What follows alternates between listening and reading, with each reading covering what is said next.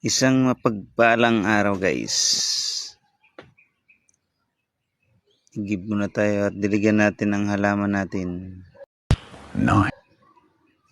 Para mas lalo siyang tumubo at mabuhay lalo. Ganyan lang naman ang duty. Pag walang ginagawa, ituon mo yung attention mo sa ibang bagay habang wala pa. Ang kapira naman yan.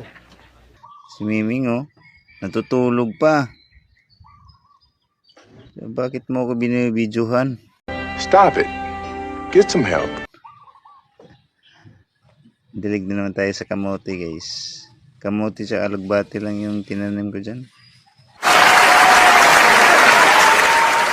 You can do it!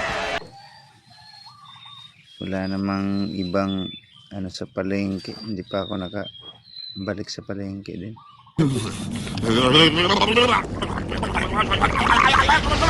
What did you say, nigga? At least meron ang pinagkukunan namin ng gulay. Pag may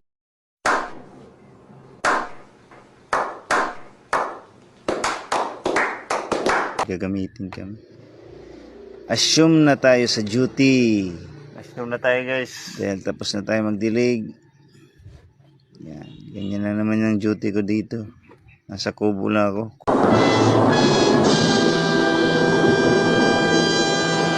Kubo na butas-butas.